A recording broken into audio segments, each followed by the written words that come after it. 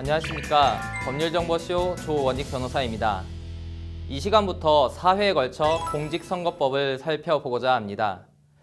먼저 우리는 왜 선거를 할까요? 다들 잘 아시겠지만 간단히 짚어보겠습니다. 시청자 여러분, 우리나라 헌법 제1조가 무엇인지 잘 아시죠? 대한민국 헌법 제1조 제1항은 대한민국은 민주공화국이다. 제2항은 대한민국의 주권은 국민에게 있고 모든 권력은 국민으로부터 나온다고 명시하고 있습니다. 영화 변호인에서 주인공 변호사가 억울한 피고인을 위해 변론하면서 했던 말을 다시 한번 기억해 보면 좋겠습니다. 국가란 국민입니다. 그렇다면 민주주의 국가에서 주권이 국민에게 있다는 건 제도적으로 어떻게 실현될까요? 민주주의가 실현되는 방식은 크게 직접 민주주의와 간접 민주주의로 나뉩니다. 직접 민주주의는 공동체의 모든 결정 사항을 구성원의 투표로 결정하는 것입니다. 하지만 학교에서 학급 내 의사결정을 하는 것도 아니고 한 국가의 의사결정을 일일이 다 투표로 정한다면 투표 외에는 아무 일도 할 수 없겠죠? 그래서 간접 민주주의가 등장했습니다. 간접 민주주의는 국민이 직접 국가의 정책 결정에 참여한 대신에 선거를 통해서 대의기관으로 하여금 통치권을 담당하게 하고 이 대의기관의 통치권 행사를 여론 내지는 주기적 선거를 통해 통제하는 형태입니다. 이를 대의민주주의라고도 합니다.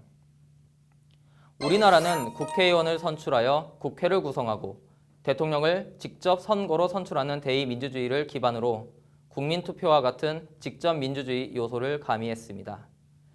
그럼 여기서 질문. 지난 2016년에는 대한민국 역사상 가장 길고 평화적인 촛불 집회가 이어졌는데요. 이런 촛불 집회는 대의민주주의에서 어떤 역할을 할까요? 시청자 여러분께서 잘 아시는 것처럼 촛불 집회 자체로는 어떠한 권한을 행사할 수는 없습니다.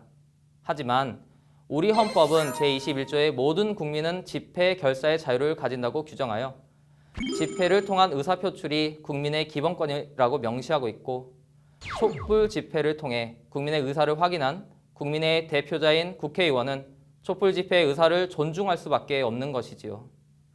여론과 집회는 합법적인 수단으로 이루어질 경우 대의제를 통제할 수 있는 강력한 수단이라 할 수 있습니다. 다음으로 선거권과 공무단위권 그리고 공직선거법에 대해서 살펴보겠습니다. 대한민국 헌법 제24조는 모든 국민은 법률이 정하는 바에 의하여 선거권을 가진다고 규정합니다. 그리고 제25조는 모든 국민은 법률이 정하는 바에 의하여 공무단위권을 가진다고 규정합니다. 제24조는 선거권을, 제25조는 공무단위권, 다른 말로는 피선거권이 국민의 기본권임을 명시한 것입니다. 이런 선거권과 피선거권을 법률로 명시한 것이 공직선거법입니다. 공직선거법 제1조는 그 목적을 다음과 같이 규정합니다. 이 법은 대한민국 헌법과 지방자치법에 의한 선거가 국민의 자유로운 의사와 민주적인 절차에 의하여 공정히 행하여지도록 하고 선거와 관련한 부정을 방지함으로써 민주정치의 발전에 기여함을 목적으로 한다. 그런데 이런 공직선거법은 전체가 279개의 조문으로 구성된 매우 방대한 법입니다. 그 주요 내용만 살펴보면 선거권과 피선거권, 선거구역과 의원의 정수, 선거기간과 선거일, 후보자 및 당내 경선 등 후보자 결정사항, 선거운동과 선거비용의 규제, 투표와 개표, 재선거와 보궐선거, 그리고 이와 관련된 벌칙과 소송 방법 등에 관한 규정을 담고 있습니다. 간단하게 선거권과 피선거권을 살펴보겠습니다. 선거권은 선거일을 기준으로 만 19세가 되어야 행사할 수 있습니다. 그런데 선거법상 선거권이 제한되는 사람이 있습니다.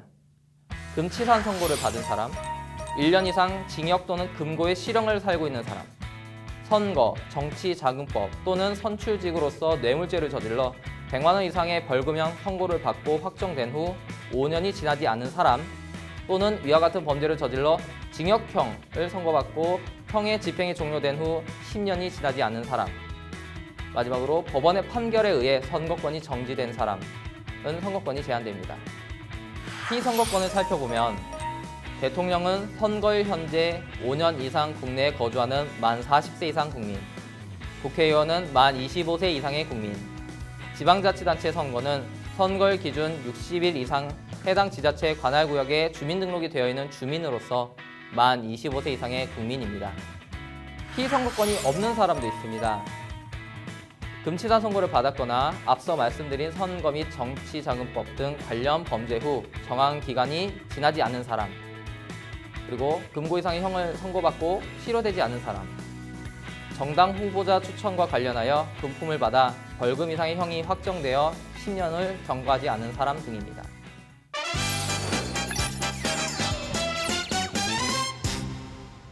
네, 이번 시간 공직선거법에 대한 키포인트를 정리해 보겠습니다.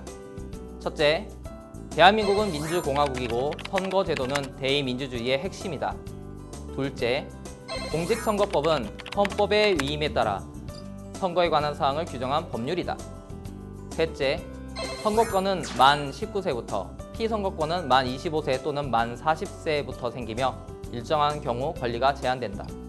시청자 여러분께서는 언제부터 선거를 할 수 있는지, 그리고 언제 피선거권이 생기는지 미리 체크해 두셔서 민주공화국의 주역이 되어주시면 좋겠습니다. 지금까지 법률정보쇼 조원익 변호사였습니다. 감사합니다.